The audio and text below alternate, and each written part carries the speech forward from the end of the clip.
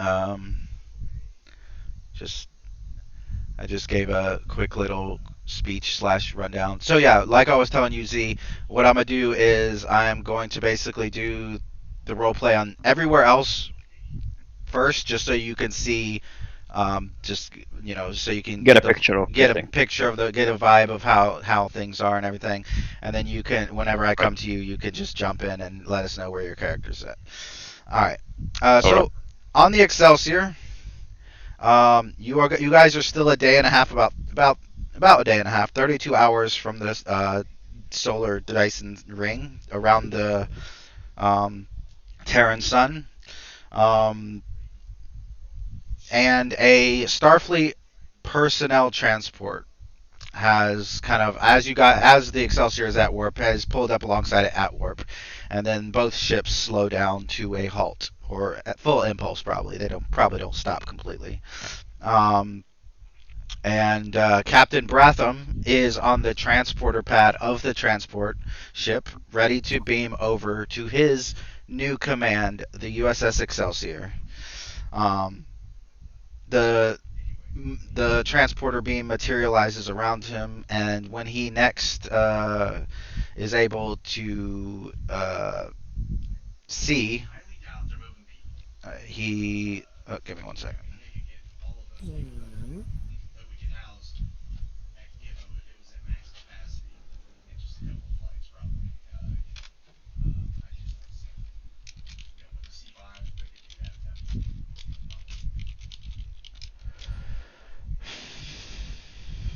All right.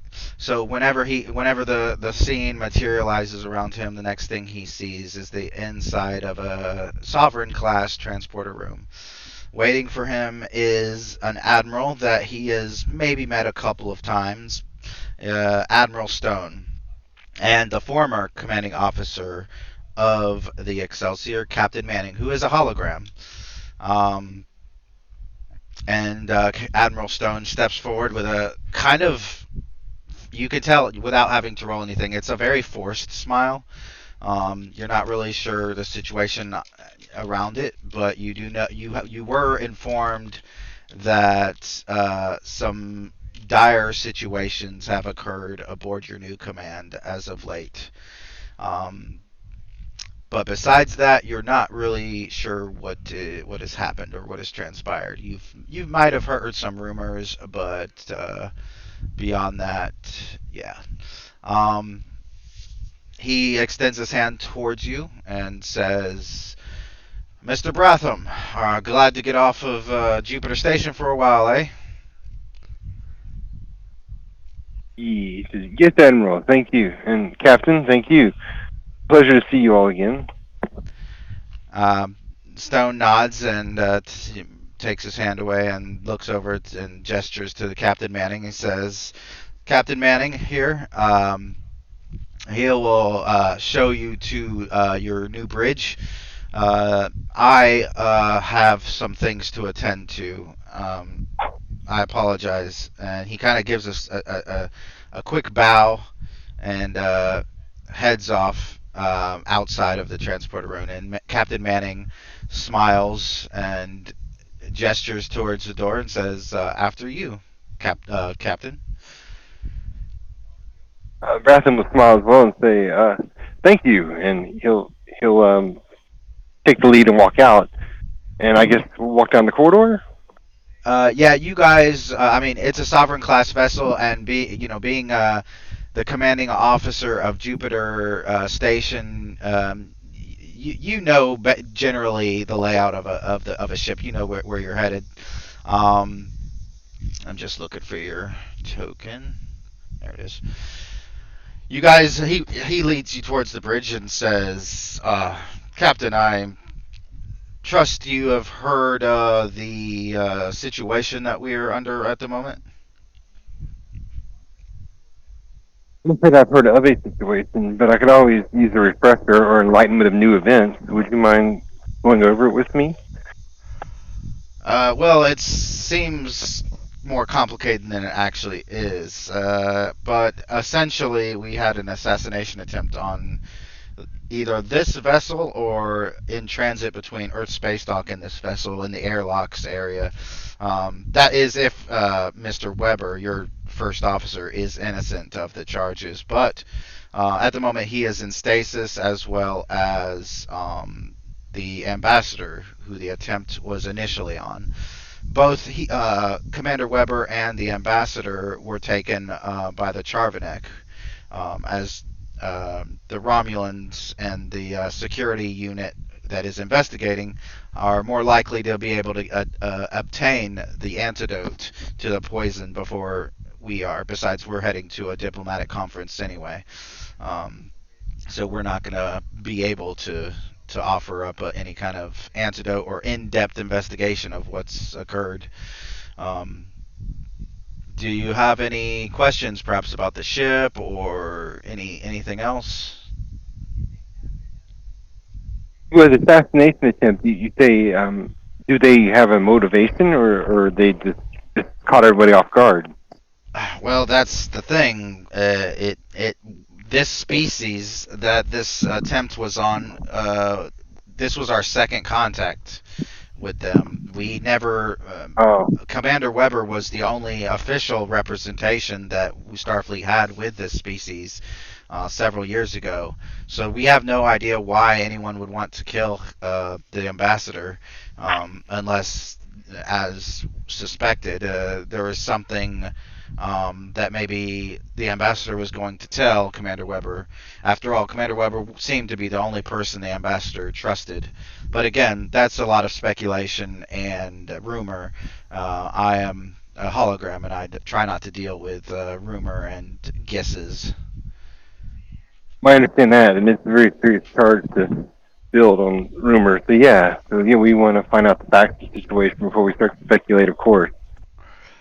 Thank you for bringing me up to speed, though. You're welcome. When you get to a turbolift, the door opens and Mr. Bratham is. Give me 1 second. All right.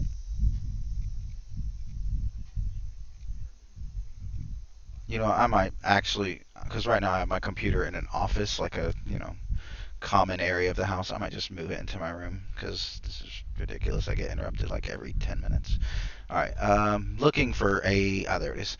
So inside the turbolift is a familiar face, Lieutenant Commander Owen Nakata, and his eyes widen when he sees you, and then he grins. He says, "Mr. Bretham, I was told I'd be seeing you soon," and he extends his hand.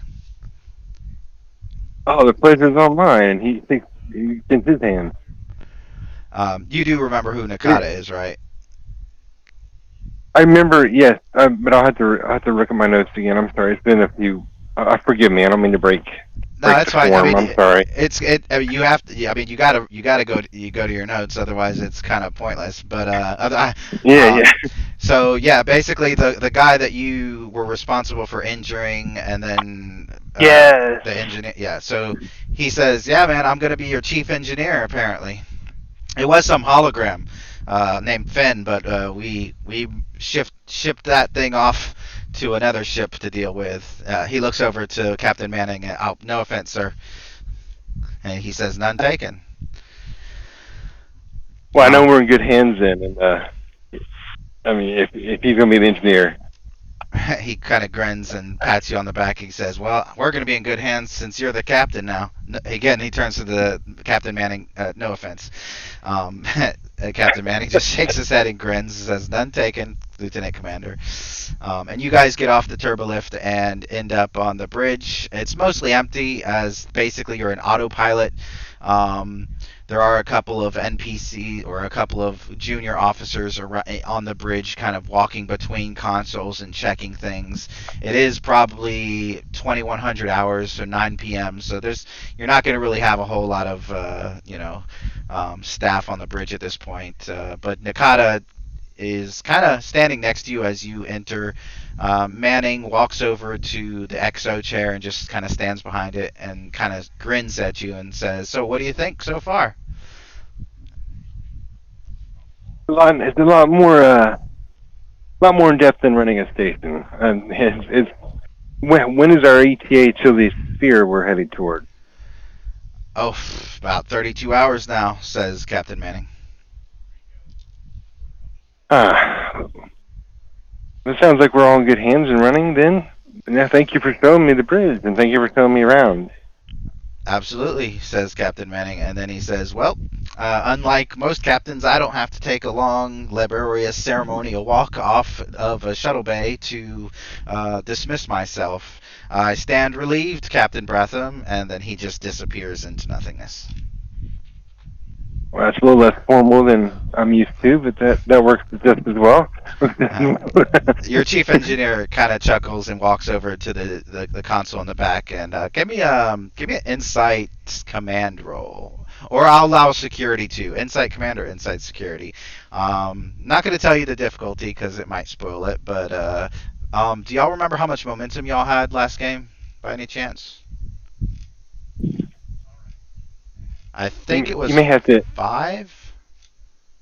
Mac, you usually remember these things. No, I don't remember. Because I remember you. Yeah, it's 5. I found it. So yeah, because it's technically a two-parter, I'll say you guys have 5 momentum. So if you want to use momentum, then you have 5. Forgive me, Aaron. Can you? I just got home. I'm gonna set my laptop Oh, up. you I'll want me be to on roll? there and Yeah, you're good. I'll roll for you. yeah. I'm so sorry. No, you're Thank you, good. thank you. Maybe you have better luck than I do, actually. So yeah, give it a shot. Let's see. Your insight's not bad. Your command. Ooh, your security's 1, so I'll probably go with your command. Let's see if you have any Hi. focuses. Hmm. You actually don't, which is rare for my games. Because usually I'm super liberal about focuses. Oh wow, no, I am not more lucky than you. I also got a complication um, for you. So the good news is you did get 1 success. So when Nakata walks over to the back where his engineering console is, you can tell that he glances over his shoulder briefly at you, frowns, and then returns to that console and starts typing. You're not really sure what's going on or why he's kind of suddenly standoffish, but it is odd. The complication, I'm going to actually take as threat since I don't do threat that much. I'm going to start doing that. I'm going to start trying to get back into doing that since whenever y'all do eventually fight the Kelvins, I'll be using a lot of it. Let's see how many players we got. 2, 4, 6, 8, 10. Is that right? 2, 4, 6, 8. Excuse me. I'll say 12. So that gives me 14 total threat, and I will use later. So yeah, what does Bratham do? Does he do anything or say anything, or does he just? No, no. If that's the case, he'd stand up and walk over behind him and say, "Is there a problem? Is there something going on? You look like something Oh, was bothering you." no, no, no, no. And as he turns to, put his hand up, just kind of shake his, like, no, no, no, no. You can see his other hand is pushing the off button essentially on the computer, and the monitor that he was looking at goes black. He's like, nah, everything's fine. I was just concerned that maybe the intermix was off in the engine and in the warp core, but it's fine. Oh, well, he still smiles. Captain Bratton's always trying to smile, and he says, "Ah, well, that's good to know. Then, thank you for checking it." Of But course. but he kind of just walks away, kind of slowly, like he's not sure what that was. Maybe after he's gone, Right. maybe he may try to review what was looked up, Hmm. and he's not going to bring his attention to it. Right. All right. So, is there anything else he wants to do immediately on the bridge before we jump to another location? No, no, please go ahead. And Okay. I'm signing in now, so it Cool. should be. Yeah, please. Yeah. All right. So, Mr. Lasco, Zed, if I remember correctly, he was told to go see a counselor. Is that correct? Yes. All right. So our chief medical officer, our former chief medical officer, is not here. So it's going to have to be Counselor Katria that he goes to see. I was going to have you guys double team it, but like I said, he's not here at the moment. So yeah, where is Katria? Is she? You guys have temporary quarters on the Excelsior as you're at warp heading towards the sun. So if you want her to be in the quarters, that's fine. She could be in sick bay. She could have some kind of temporary office set up. But yeah, where do you? Or she could be in the mess hall. Where would you like Katria to be, Kat? Hi. Can I have just a second? My cat is deciding he's going to destroy stuff. So I will be like right back while I let him out. Sure. And then I will be there and I will tell you where I am. I'm so sorry. It's okay. So apparently the cat who's playing a cat person has a cat that's bothering her. Okay. Yeah. You couldn't make this stuff up. My cat does that all the time too. He'll be meowing at me right when you tell me it's my turn to talk. Oh my god. That's pretty much my family. Oh. Like I'll be talking and then the door will open and they'll come in here and Okay, start talking. there we go. Welcome back. Okay, so sorry about that. That's okay. Kaladin has the worst timing.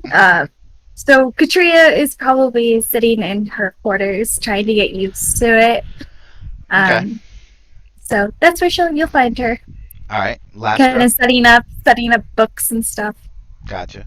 All right, Lasco, go and interrupt her studying. Basically, you hear a chime. Oh, come in. Commander Katria. Katria. Oh, yes. I have a problem. A medical problem. All right. How can I help you? You can come take a seat, by the way. Come on in. He does, and he goes, Yeah. well, see, I'm half Bajoran, half Cardassian. I'm stating that now, but I somehow telepathically sensed my mother. Interesting. You telepathically sensed her. Did you communicate with her? Or No. did you just sense where she was? I sensed where she was. Interesting. Do you have any empathic ancestors that you know of? You know of Cardassians and Bajorans? We aren't that telepathic. Yes, I know that. That's why I'm wondering if further back there's an ancestor somewhere that it might have been passed down some way. No, not to my knowledge. How interesting. And was this like a random experience or has it happened more than once? This is a random. That is fascinating. All right. Let me, if you don't mind, I'm going to consult my knowledge and see if I know of anything similar to this happening. Okay. So I'm just going to kind of go over to my various pads and sort through them and see if I can find anything upon like an initial glance. You're definitely gonna need a bit more information from Lasco. Roll insight command or Okay. potentially security. You'll know. Okay. Yeah, you'll know why I can't allow medicine if you succeed. I'm gonna say difficulty 2, and if I Okay, remember hold correctly, on. you guys have Is 5 it- momentum. The difficulty Yeah. is the complication range, right? No, that's just the amount of successes you need. So you still roll 2 dice, and you don't move Okay. the complication. You just roll. But Okay. you can buy dice with the momentum that you have, which I recommend. Yeah. I don't need to do that. I don't. Okay, sure. We'll just let it. Yeah. Okay. Yeah. You think? Mhm. Yeah. So no, you don't. Nothing's coming to mind. I don't notice. Ooh. You don't notice anything, but also like there's as far as like records go, like there's so much that you could potentially Yeah. pull upon that you're definitely going to need more information that Lasco Yeah. could potentially give you. Okay, that's just fine. Okay, I have nothing coming up offhand, but that's all right. There's just so many cases out there, and I can only read so fast. So let's talk about this. Do you want anything, by the way? Tea, coffee, hot cocoa, Hot water? cocoa. Hot cocoa. Heck yeah, I'll make you some hot cocoa. And I prefer some hot cocoa and bring us both a mug. All right. So you sensed your mother. Was this during a particular time? Were you under any kind of stress? No, I was just sitting in the quarters with the captain, and I sensed while she was on Earth space dock. Interesting. And have you been in contact with your mother at all? Did you know her before this? I haven't seen her since I was 10 years old. Wow. And she came to you, and was it sort of a vision or a flashback? Was it a memory of her, or do you think it was current? I basically got up and I sensed that she was at Earth space dock. Physically. Wow. Physically there, okay. It's interesting. Trying to think of other questions I can ask to narrow it down. So this was a feeling and not a vision. Yes, it's a feeling. It's a feeling, okay. And has this feeling lasted the whole time, or did it just show up and go away? Do I still have the feeling? No, you do not. It showed up and went away. Interesting. And were you in any kind of strange part? Were we in any kind of strange part of space when this happened? Were we experiencing something weird, or you were just sitting around and it came to you? Sitting around, and when it came to me. Wow. Okay. It's rather sudden. GM, are there any other good questions I should ask? Because I'm just going from like. So yeah, no, what you're. do I need to know? No, you're good. It's not you. However, Yeah. Lasco Zed, Lasco Zed. What are you trying to avoid the eye contact of your invisible father? Oh jeez. The invisible dad. He goes. He's standing there with his arms crossed, just glaring at you right now. Sorry. Is he at what? Where is he? He's from, like to the Cat? side, like he's to your side, so he's to Cat's side too, because I'm assuming y'all are face to face. So he's like, if the camera was panning between you and Cat, it wouldn't see him, but then all of a sudden it's in between you, and it's just looking right at him, and he's just glaring at you. Oh gosh, damn it, Dad! Stop looking at me. He's like, well then why don't Is you tell her everything okay? everything? Are you okay? Is everything okay? He says you better be careful. They're gonna find you unfit for duty. I am perfectly fit for duty. You're just in I this have no orb. doubts of that.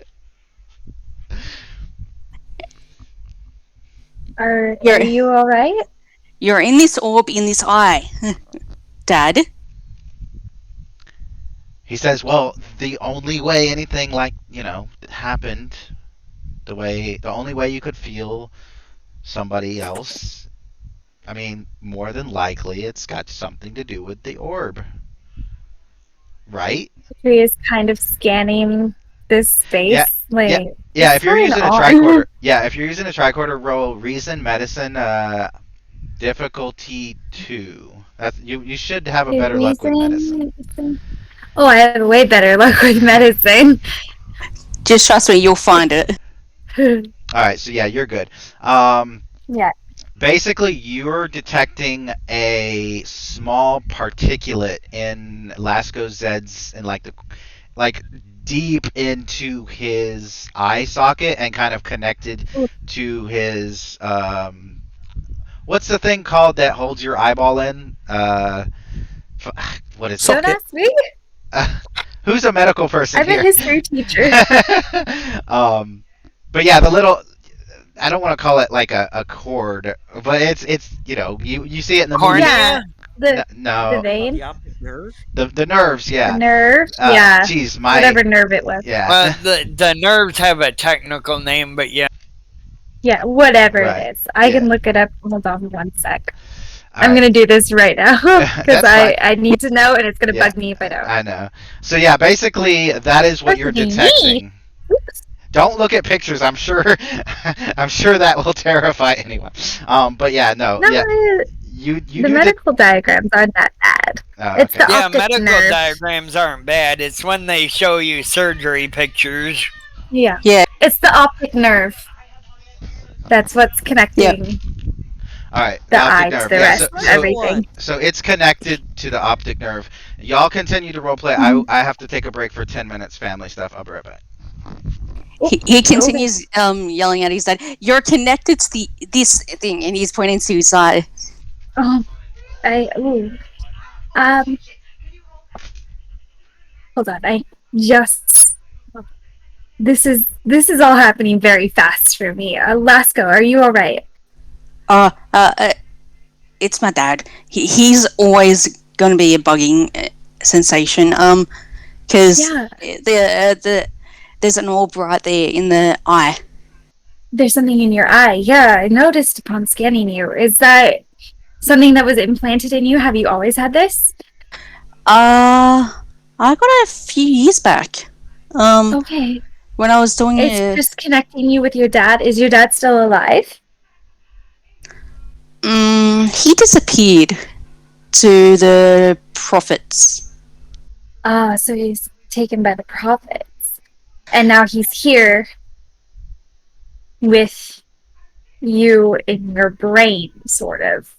Yes. In your eye, technically. Yes, the orb that's in my eye is connected to my father, which is connected to the prophets. And he's connected to the prophets. Alright. So your father is the Bajor inside it. Yes. It's wonderful. Okay. And your mother's Cardassian, and she's on Earth for some reason. Yes. That's really interesting. So, did your father notice in any way that you had that feeling? Like, He was the first to notice it. okay, so he noticed it right off. Okay. And your father and your mother, did they separate or were they close until he was claimed by the prophets? No. Interesting. So, they were they never really close? No. Okay, interesting. And were you close with your father before he went to the prophets? Is that why you have him with you technically? Yes. Ah, okay. So you two were close. That makes sense. All right. That's good to know. I'm gonna have to probably do some research into this. I've never really had a case quite like this. However, are you able to check in with your mother at all? Were you able to reach her at Earth Space Dock? I haven't contacted her yet. I would advise reaching out to her. If she showed up in your consciousness at all, there must be a reason. I know it can be a little scary, especially since you haven't talked to her since you were 10, but I'm sure she'd be glad to hear from you. Okay. You've got this. If you need any help drafting out some sort of letter, or if you want to create a video message, just let me know. I'm always here. I'm getting used to these quarters, but I'm still here and I want to help as much as I can. Thank you. Of course, my pleasure. And you can take the hot chocolate to go. And he does. And You know, I just realized I'm Haitian. I probably shouldn't have hot chocolate. It's okay. Maybe it's not poisonous to me. I was gonna say maybe humanoid feline physiology is different. Yeah, I was gonna maybe I could have it in small doses. It's sort of like, you know how cats can have dairy in small doses. Very Like, I small, got- but yeah. Yeah, it's like I could just have like a spot of hot chocolate. And I'm just like the rest is for my clients. It's a little In indulgence. future, we'll have better substitutes by that time. Yeah, that's a good point. I could have a chocolate substitute. I was Something gonna that say, doesn't have. that didn't even dawn on me. Yeah, it doesn't have to be authentic chocolate in the That's true. 20 It can be in the synth chocolate. 24th century. Technically speaking, you can have something that with the nutrition of a four-course meal that tastes like a banana sundae. Yeah, I would love that very much right now, honestly. But yeah, I figure since chocolate is around, there's something that tastes like it, but it doesn't have the same kind of chemical makeup of it. So you don't have the poison danger. They do have synthahol, so why not Yeah, syntha chocolate? yeah. Synthahol exists. That's usually what they keep on board. You have to get the good stuff from somewhere else. Technically, it's counterband on a Starfleet vessel. No one has to know. Well, the captain, Captain Picard, even kept a bottle Oh yeah. of alcohol. So yeah, Yeah. I mean, it's tradition, isn't it? Didn't Dr. McCoy also have a bunch of synth ale or ale, normal ale? yeah, they existed in a time before synthahol. That's true. That is true. It's early Starfleet. Probably still shouldn't have been getting drunk, but No, you know, it's the fun times.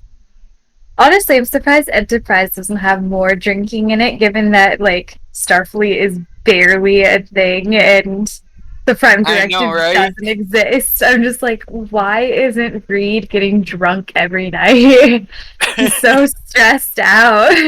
Well, You, it you was could the you could argue it'd be closer to more NASA training, which would definitely Oh, not have any alcohol. yeah, it that's would be. true. Yeah, it would be Uh, like you've got the apart Earth apart Space from is Agency. it apart from the and if episode, you is it pay, Terror Prime where they go down to a planet with no standards whatsoever? Yeah, that's true. and also I know a little bit about the Navy because I had a cousin that served in it, and our Enterprise had a lot of Navy traditions associated Mhm. with it. That's really cool. Yeah, I expect that drinking may not have been very encouraged, but I have a feeling Chef had a stash. I'm We sure don't. he did. Chef was the one everybody confided in. I'm guessing it was also the one you went to for stuff. Yeah, Chef probably has a lot of secrets under his belt. I just love that we never see him, at least as far as I've seen. I'm like No, the halfway through closest season we come 3. is we see Riker taking his place in the final episode. Interesting. That's funny. I do love Chef. He's a character that doesn't think like the running joke is that you talk about him and he doesn't show up. The running joke about Norm from Deep Space Nine is you can't get him to shut up, and they Yep. never Yes. show him talk. Yes, exactly. Morn, he talks so much. You never. It's hard to get him Everybody, to even stop telling his stories. even one of his biggest fans, Dax, was like, "You can't get him to shut up." Yep, I'm back. he's the best. Welcome back.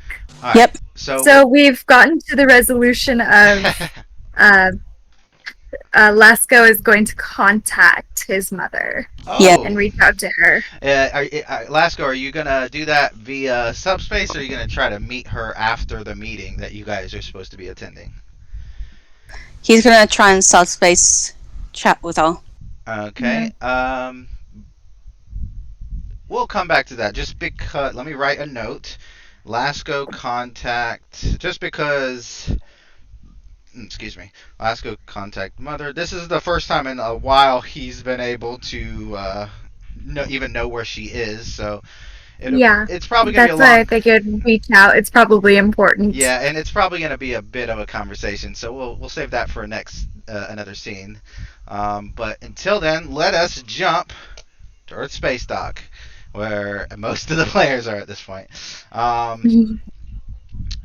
So looking at my notes, I'm going to start with Salak. Is Salak still in the embassy? So just as a clarification for people, um, the time on a stationary Earth space dock is going way more. I think it's faster than time at warp.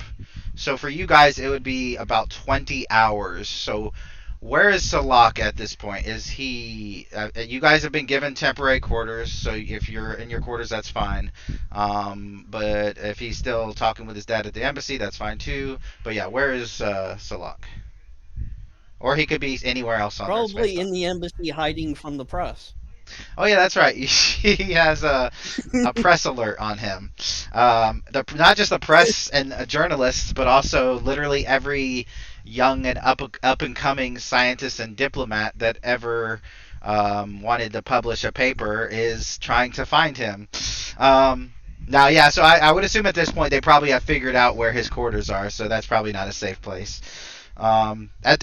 Eventually, Ambassador Stravos, his father, just kind of stands up and walks over to Salak and says, "Son, you need to deal with." And he kind of just casually looks over towards the concourse of Earth Space Dock and then looks back and says, "Whatever that is." I believe that that is what your diplomatic immunity is for.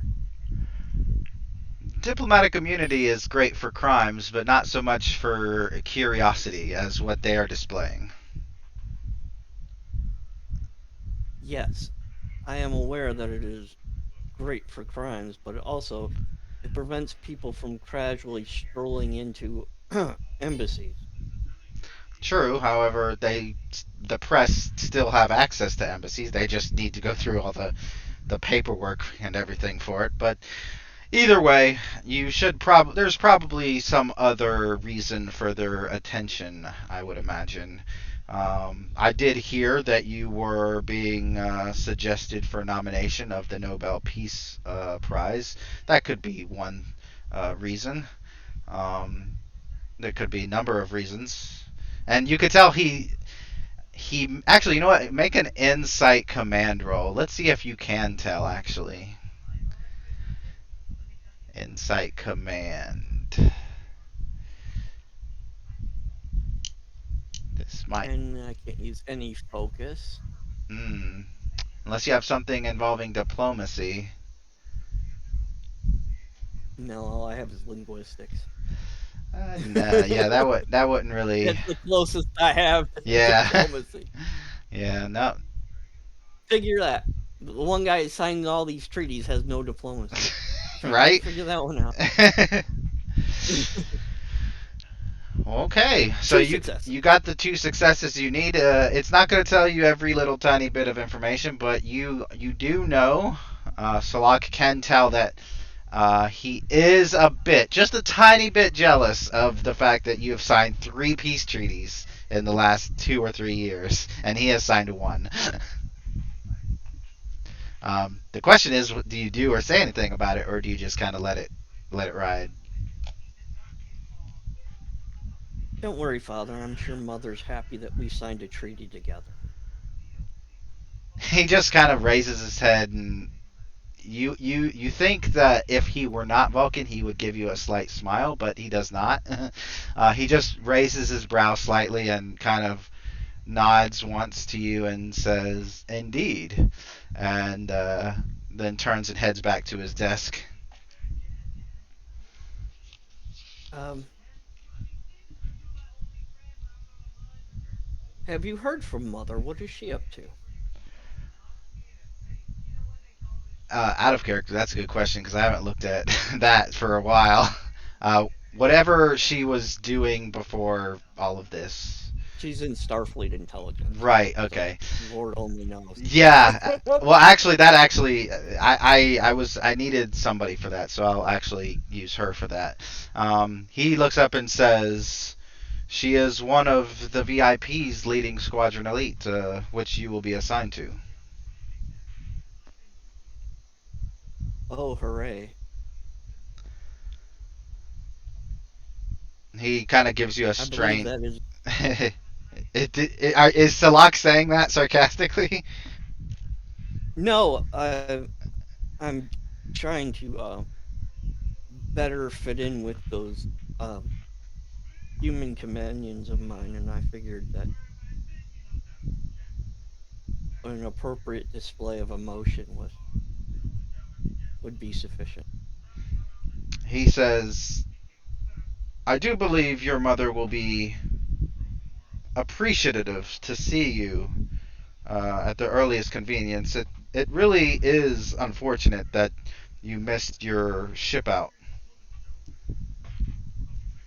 Yes, too many reporters to wade through. I would have preferred a teleporter. He nods and says, I believe they were being occupied by the Dominion. Yes, but it's still much more efficient. Indeed. Speaking of the Dominion, let's jump to sickbay really quickly. Dr. Black is kind of infuriatingly trying to assure the Vorta that she is fine and that the Jem'Hadar who are experienced, the two Jem'Hadar guards that are with her, who seem fine, but he is assuring her that they are only experiencing what we would call, on Earth, a withdrawal symptoms. And that's probably when Jita would enter. Am I correct in assuming that, Neil? Yeah. Okay. And you would, Jita would overhear basically for the Vorta, who I need to actually look for her name, as I have definitely written it down somewhere.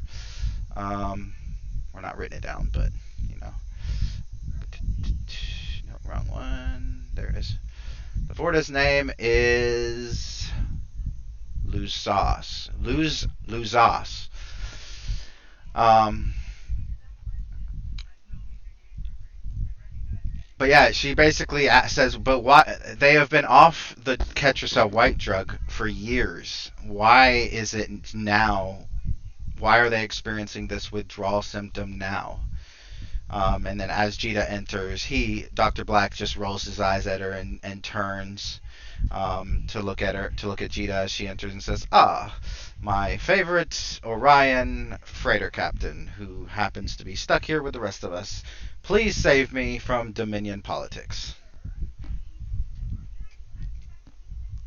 I'm not sure whether that's my job, but is there anything you think I can help with? Um, well, I'm supposed to be asking you that, actually. He turns to the Vorta and says, give me one moment. I, still have other patients. And he turns away from the Vorta, who kind of crosses her arms in a huff. But he turns to Jita and he says, you're the one coming into sickbay, so what can I do for you? Well, I've offered any help I can to the investigation that's been going on. I no one really has sought anything, so I was wondering if there was anything that you might want from me. Any records that I have from my ship of passengers or anything like that?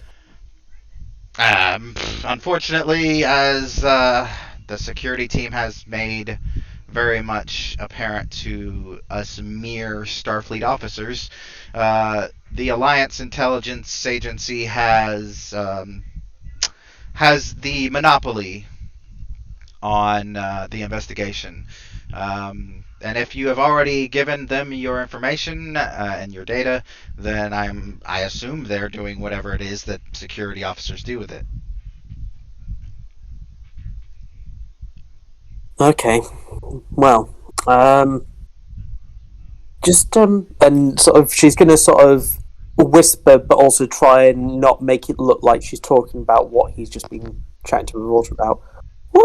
What's the situation with the Ketracel White, out of interest? he just kind of waves it off and he says they're just being hypochondriacs. You know how the Dominion is. They look all scary on the outside, but really they're just insecure children. And he kind of looks over his shoulder to ensure that they didn't overhear. But then he turns back and he says, "It's just some withdrawal symptoms. I'll give them a couple shots and they'll be fine for another couple decades." But aren't they supposed to be no longer addicted? Well, yeah, that's kind of why she's here. The problem is I don't have the manpower or the research to investigate the long-term effects. I can only give them a quick shot and send them on their way. To be honest, the only reason why they're here is for the meeting over on the solar ring. Otherwise, they'd be off in some other Dominion or infamous power medical facility. Well, I'm not medically trained, but I'm relatively skilled in some scientific research I've done over the years. If you're interested, I'm happy to give you a hand to try and work out why they may be slipping from their addiction at the moment. He kind of gives you a once over and a nod and purses his lips in a affirmative way and and says, "You know what, that might be a good idea." And he kind of gestures you towards the scanning console next to the Vorta. Mr. Josh, what is Merc doing right about now? I figure he'd be in his, I don't know, quarters worried why he missed the boat. Well, he would probably be called to ops, so we'll go there. Salak has a bit of protection with his dad, so I don't think you have any diplomats on Earth space dock. So let's see, where is it? There it is. So you'll be heading to ops. They're not there right now.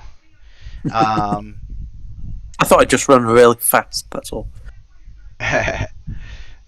And by the way, Tennyson and Taylor, if you guys want to be in one of these places that I'm jumping from, you're more than welcome to.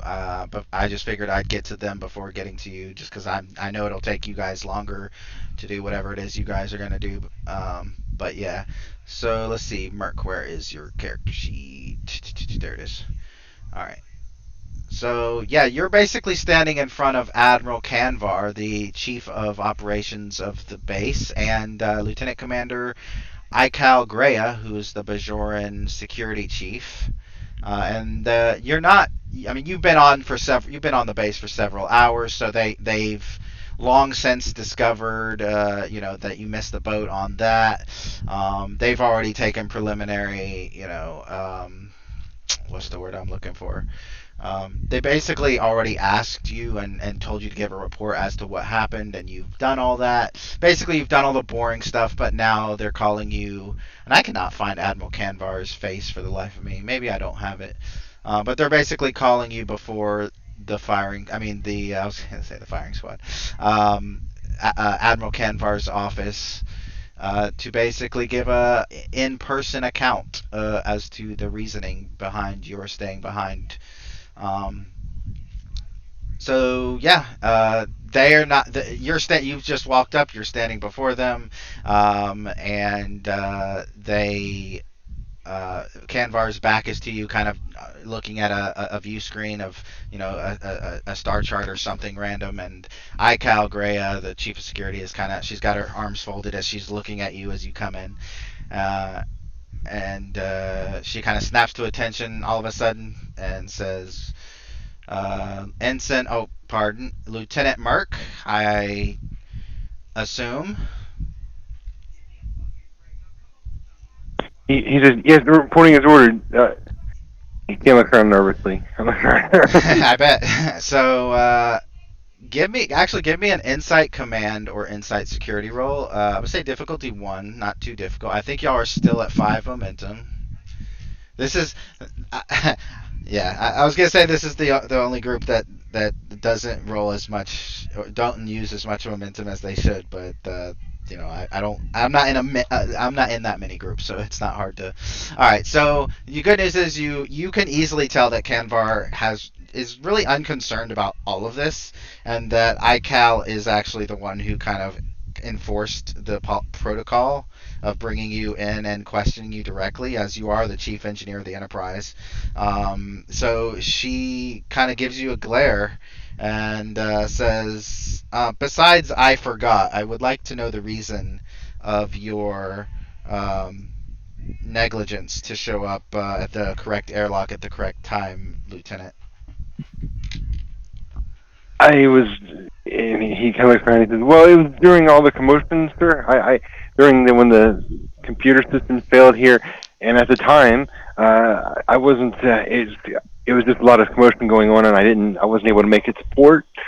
And he kind of looks over like, "Yeah."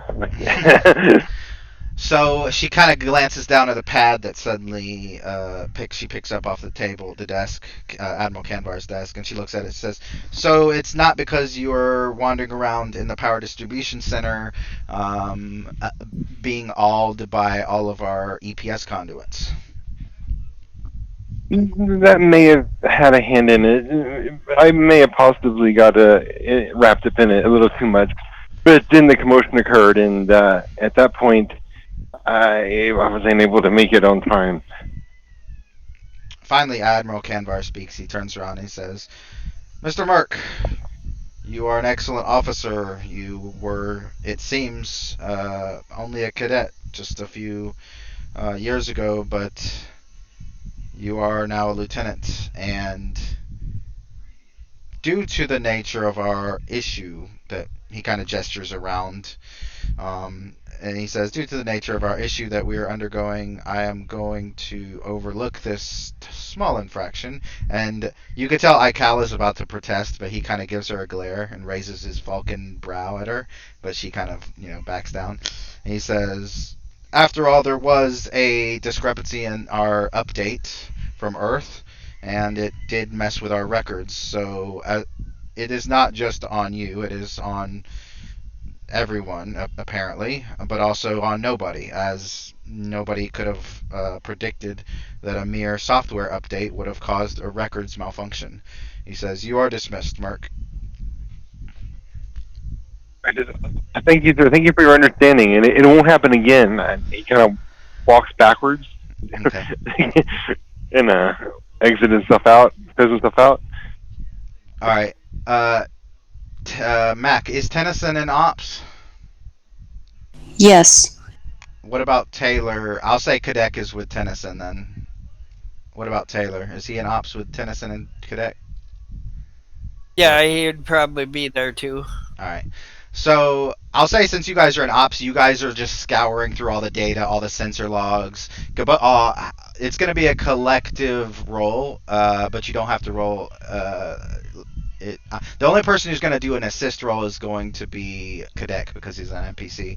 But collectively, it's going to be a difficulty 4 roll. So it's going to be reason, security, difficulty 4. You both can roll 2 dice. Or you both can buy dice. You have 5 momentum. I'm gonna roll 1 dice for Kadek. And this is just you Can guys. I Yeah, go ahead. can I buy 1 dice? Sure. I mean, don't ask me. I don't care if you buy dice or not.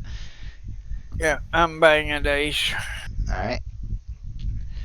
Let's see. Security. All right. So let's see here. What we got? Kadek is no help.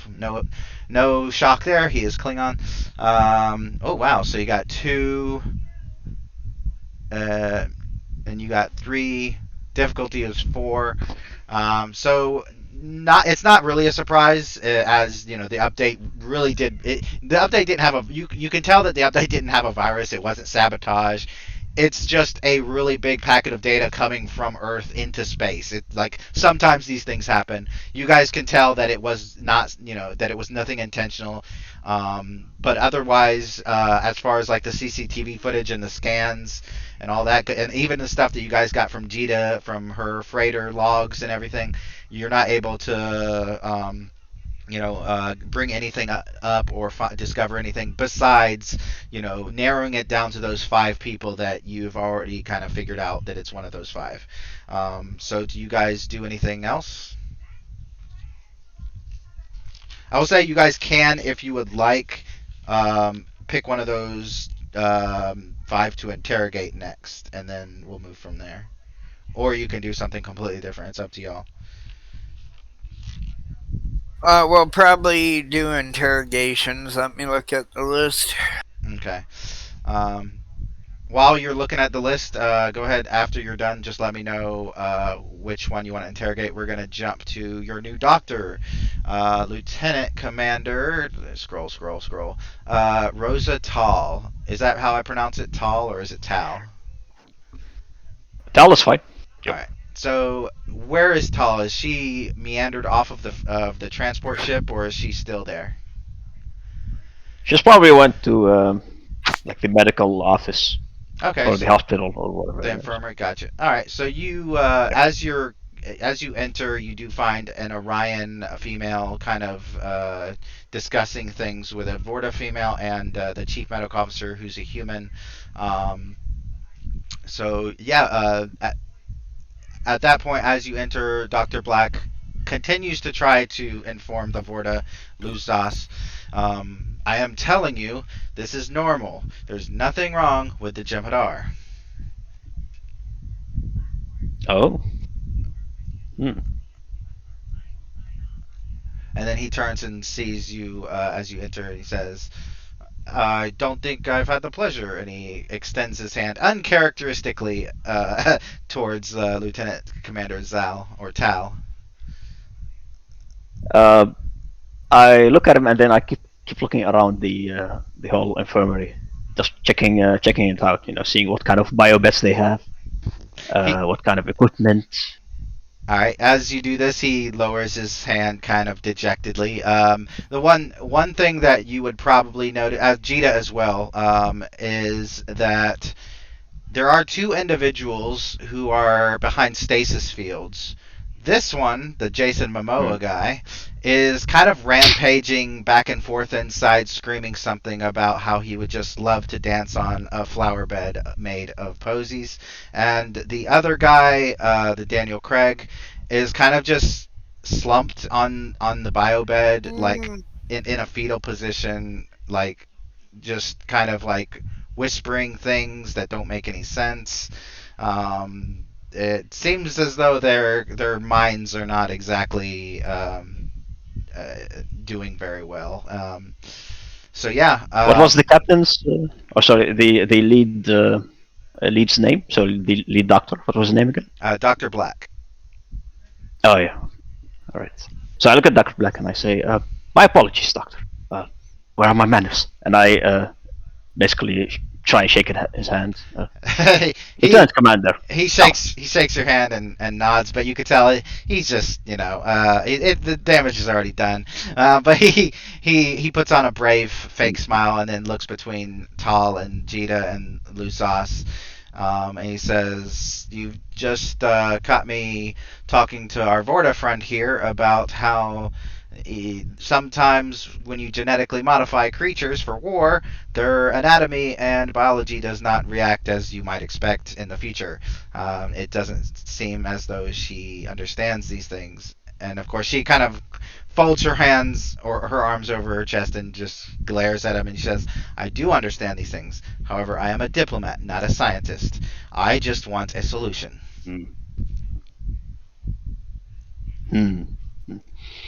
Well, I mean, we could, and you can see Tal is basically one energetic kind of creature. You could try maybe,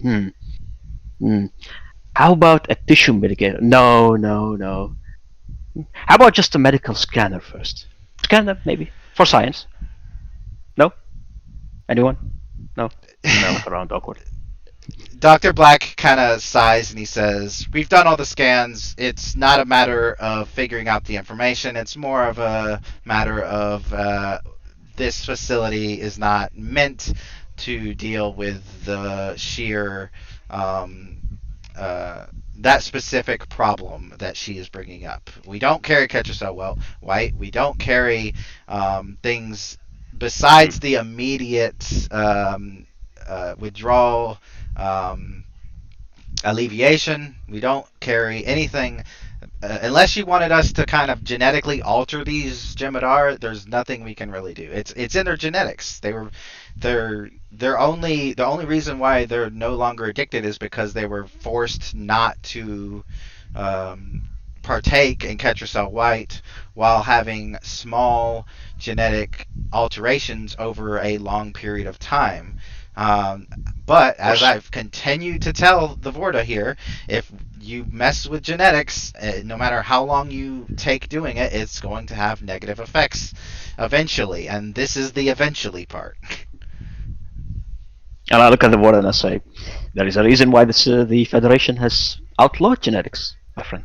He kind of gives you a look like, thank you, and then turns to the Vorta and says, now, if you don't mind, I have actual patients to deal with. And he kind of actually unintentionally brushes both of you, not just the Vorta, but just brushes past both of you and moves over to one of his other patients.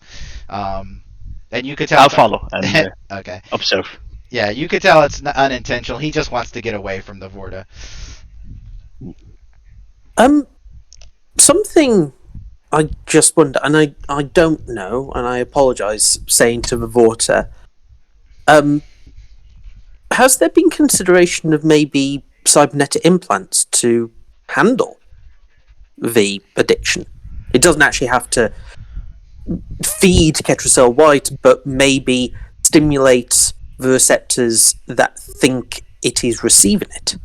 Would that be an option? Before you even finish the sentence, she's already shaking her head. She says, we have tried cybernetic implants. There is only one cybernetic device that ever worked, and it is now outlawed by the Federation. She kind of glares at Dr. Black, and she says, you two may not know about it, but the infamous power, which was the premier empire in this area before signing a treaty with the Federation, they had a device called well, you know what a nanite is. However, it wasn't just any nanite, it was part biological, so it could easily meld with the human brain and do things that mechanical nanites just could not do. For example, it had mild telepathic abilities. This thing was able to control the Jem'Hadar on a level that the founders would have been envious of. However, like I said, it has been outlawed for several years now.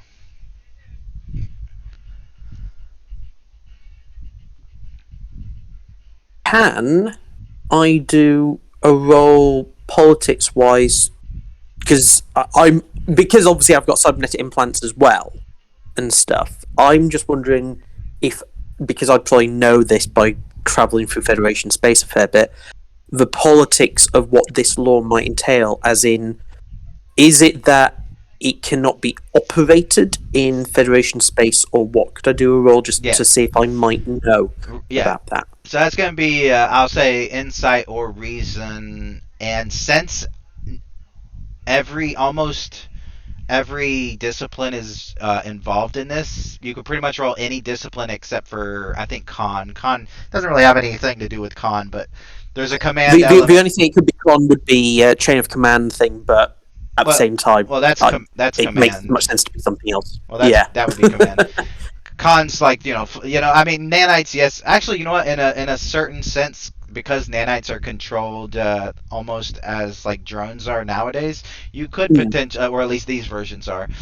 You could even roll con. I've got poor con anyway, so I don't know why I'm arguing it anyway. I'm just yeah, no, whatever's higher. But that just keep in mind, whatever you roll, like if you roll engineering, you'll get a very technical answer.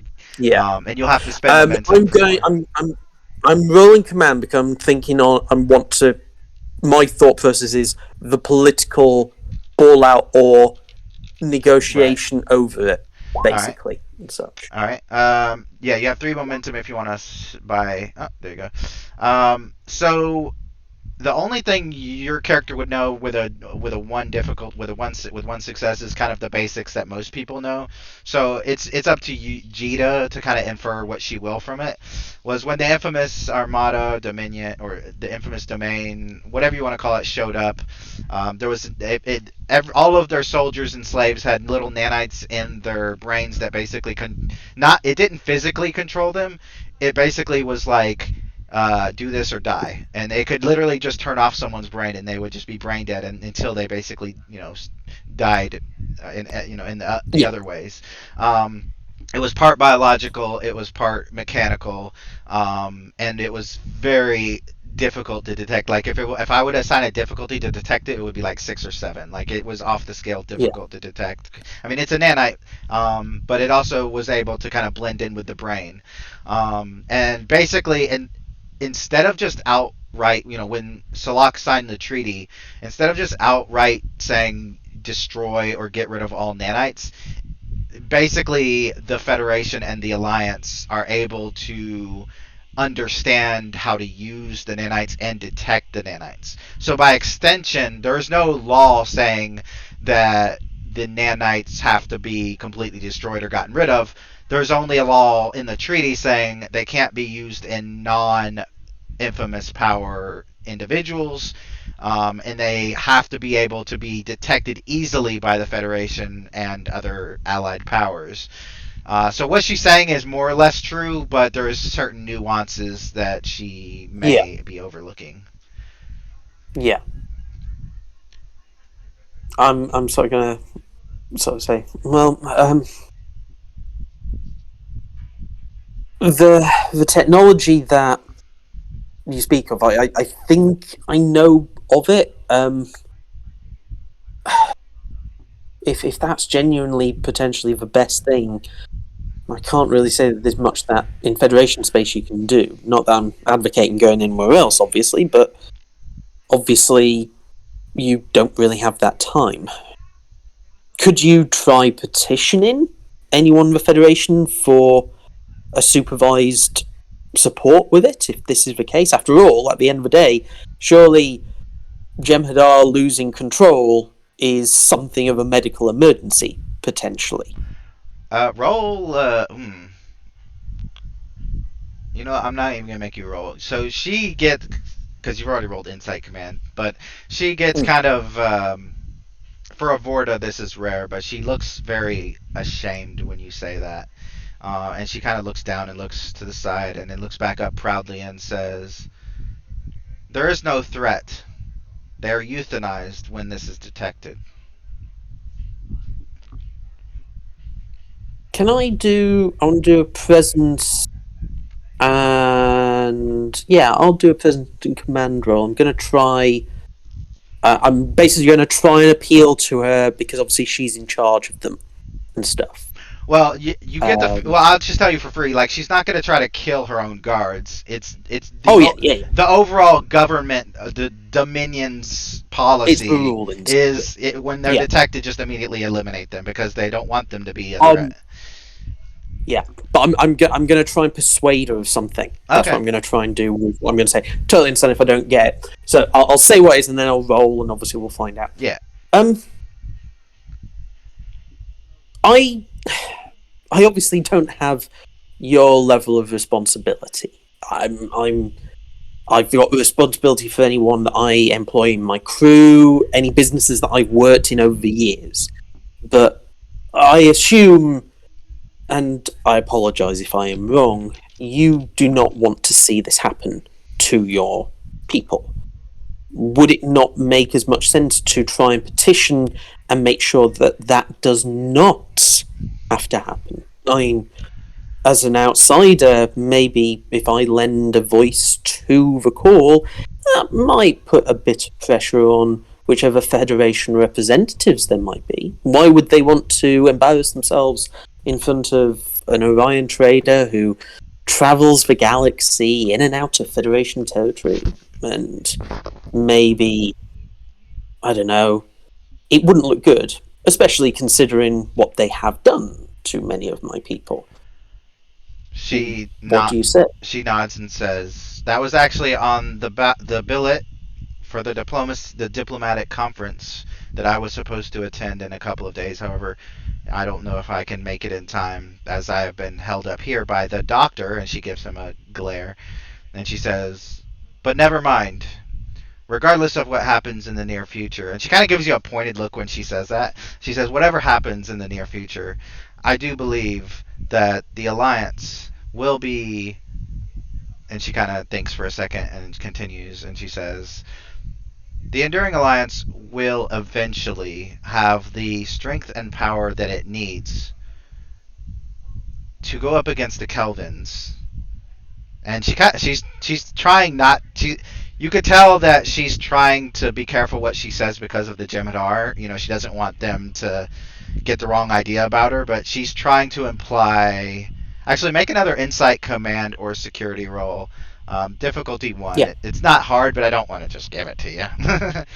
I mean, to be honest, you could. It's probably a difficulty 0 because you as a player could probably figure out what she's trying to say. But I'll see some extra information. so we got 4 momentum. Do you want to spend 2 momentum to get rid of the complication? Yeah. Okay, yeah. All right, so she's basically implying that the Dominion, who's under the infamous power, is doing, and this, as far as Jita is concerned, this is the she would buy this from the Vorta. Like, as far as she's concerned, the Vorta is telling her the truth. But the Dominion is trying to leverage the infamous power to not join the Enduring Alliance, but to ally once again with the Enduring Alliance against the Kelvins, because the Dominion overall believes that's the better. The Dominion doesn't want to get obliterated by the Kelvins any more than anybody else. However, the infamous power is notoriously stubborn and also a former ally of the Kelvins. So, like, she's trying to imply, like, she has inside knowledge that the Dominion is going to ultimately try to, I wouldn't say go against the infamous power, but try to lean heavily into allying with the Enduring Alliance. Cool. Okay. All right. Is there anything else that anyone wants to do in the infirmary? Because we got to jump to the interrogation if not. So the Dr. Black, what is he doing at the moment? Just kind of walking around looking at consoles, making random scans of patients. Like, the 2 that are in the force fields aren't the only ones there, but he's just doing his daily rounds. Okay. So I'll just walk to him a little bit and I say, do you know what's wrong with them, Doctor? He kind of chuckles. He says, "Oh, you're gonna be new to the Enterprise, aren't you?" Yeah. So there's some people that the Kelvins have particular issue with, and the Enterprise, what formerly known as the Victoria Alexandria, as well as multiple other ships of Task Force Mirage, have been very much targeted by the Kelvin's psychic abilities, and this is what happens when basically their brain is turned to mush by a superior intellect. Oh, they look so sad. Have you tried anything? Keeping them asleep, maybe, for a long time? Yeah, here's the thing. The effects themselves, the influence, it's gone. No longer are the Kelvins actively messing with them.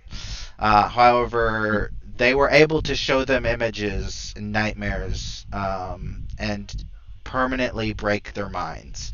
This isn't something that can just be fixed with a hypospray. This is more like we'll send them to the asylum and hope for the best kind of thing. Oh, I was hoping to say a delta wave inducer, if you will. It keeps patients asleep during operations for most of the time, but of course we don't have operations here, so He once again until you send them to an asylum. Yeah, he once again shakes his head and kind of almost annoyed, and he says, "Their dreams is where they see the worst of it. Trust me." Oh. Like I said, nightmares. So we try to keep. Heartbreaking. Yes, it definitely is. We try to keep their minds active with puzzles and games and things to distract them, but that's like trying to spit into a bucket and call it water. It's not really helpful. Very well.